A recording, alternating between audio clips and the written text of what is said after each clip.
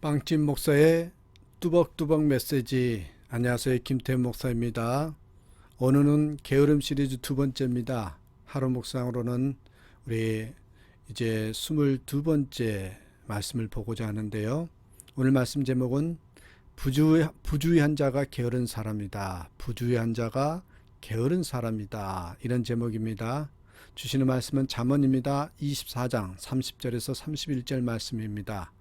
내가 증왕의 게으른 자의 밭과 지혜 없는 자의 포도를 지나며 본즉 가시던 풀이 퍼졌으며 거친 풀이 지면에 덮였고 돌담이 무너졌기로. 어제부터 우리 영적인 의미에서의 게으른 사람이 어떤 사람인지를 말씀을 통해서 보고 있습니다. 먼저 어제 보았던 것은 분명한 목표가 없는 사람은 게으른 사람이다. 이런 제목으로 보았어요. 오늘은 두 가지를 나눠 보겠습니다.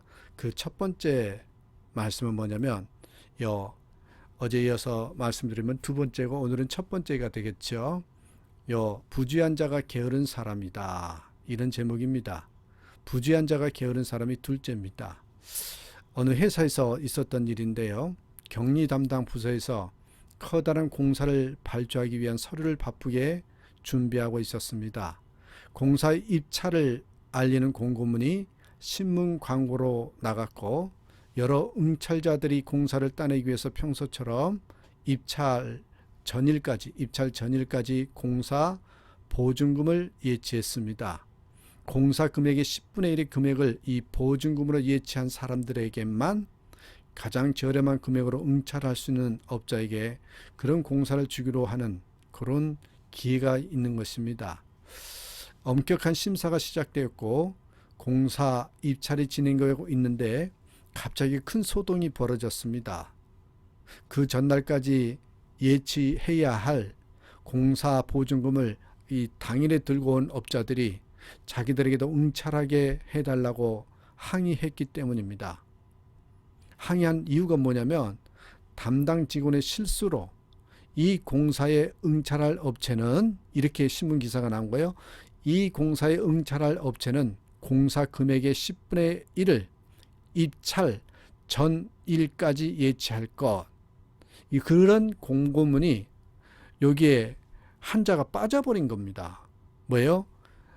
공사 금액의 10분의 1을 입찰 1까지 예치할 것. 이렇게 잘못 타이핑이 되어서 나갔기 때문에 그렇습니다. 결국 책임자는 징계를 받고 담당 직원은 이 전이라는 한 글자 때문에 잘 다니던 좋은 직장에서 해고되어야 했습니다. 이 바쁜 시간 광고 마감 시간에 여러분 얼마나 그렇게 너무 바빠서 그렇겠지만은 이 바쁜 신문 광고 마감 시간에 쫓겨가지고 저녁 끼니도 거른 채 열심히 일하다가 일어난 실수를 게으름이라는 해석하는 사람은 많지 않을 것입니다. 그러나 여러분 이러한 부주의는 매사에 꼼꼼히 성실하게 처리하지 하는데 이 소모되는 육체와 마음의 노고를 아끼려는 게으름에서 비롯된 것입니다. 성경의 부주의함을 게으름의 선택이라고 보는 것은 바로 이러한 이유 때문입니다. 자, 24장 잠언 24장 3절 31절 다시 한번 봅니다. 내가 증왕의 게으른 자의 밭과 지혜 없는 자의 포도를 지나며 본즉 가시던 풀이 퍼졌으며 거친 풀이 지면에 덮였고 돌담이 무너졌기로. 여기에 증왕의 라는 말은 옛날에 라는 의미입니다. 지혜자는 이 성경 구절을 통해서 예전에 자신이 게으른 자의 밭과 지혜 없는 자의 포도를 지나가면서 본 것을 이야기하고 있습니다.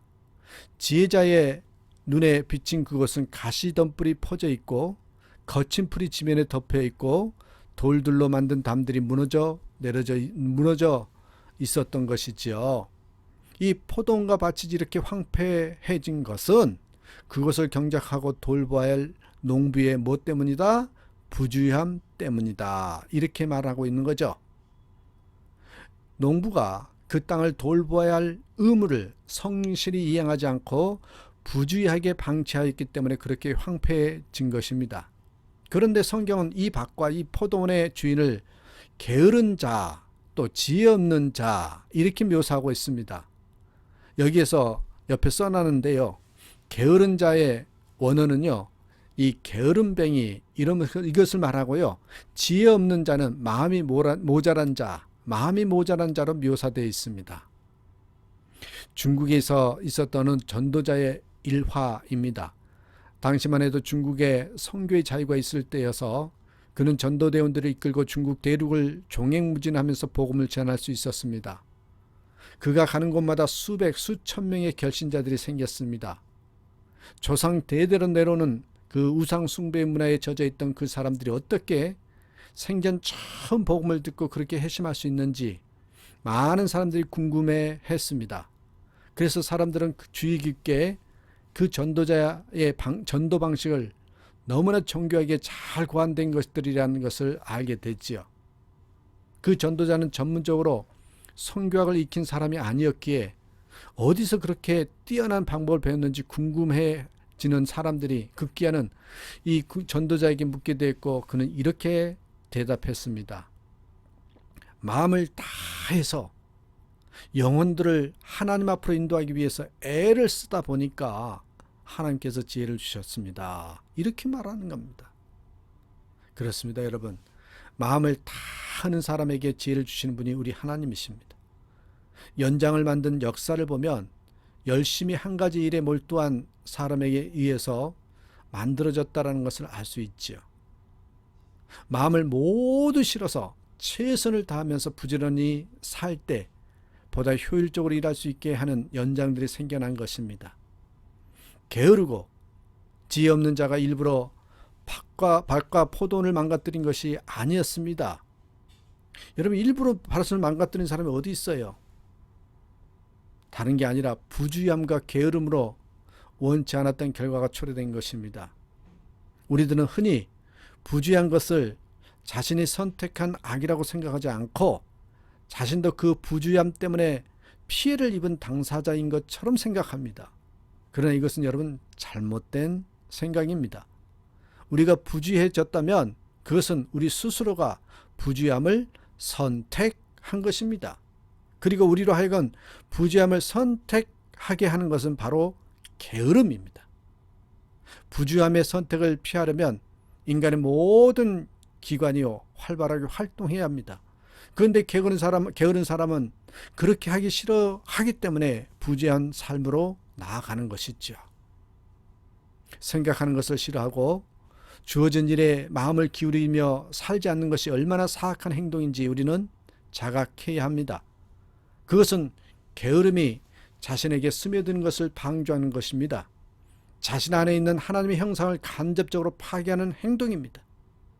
부주의함과 나태함의 문제를 대수롭지 않게 넘기는 저와 여러분이 되시기를, 대수롭게 여기지 않는 저와 여러분 되시기를 다시 한번 간곡히 축복하면서 또한 바랍니다.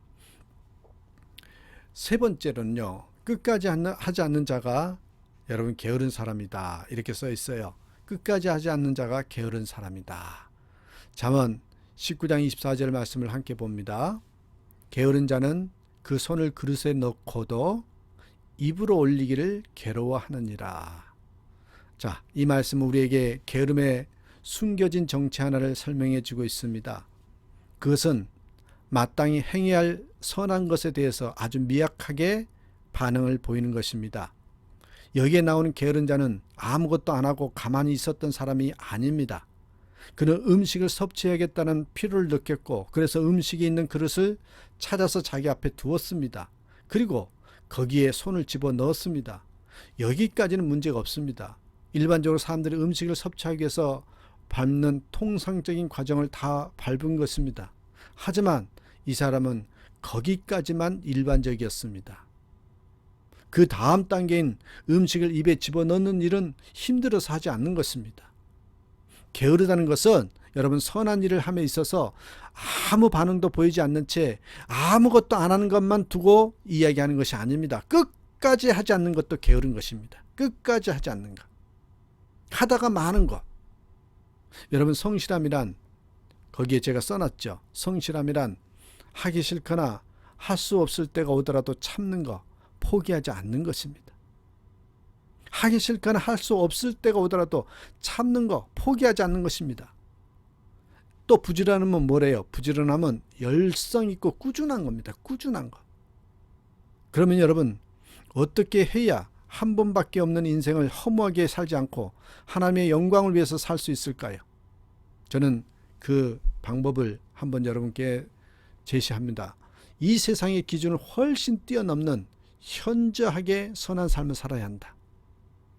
그리스도인들이 남들만큼 착하고 부지런하게 살아서는 이 세상에 아무 감동을 줄 수 없습니다.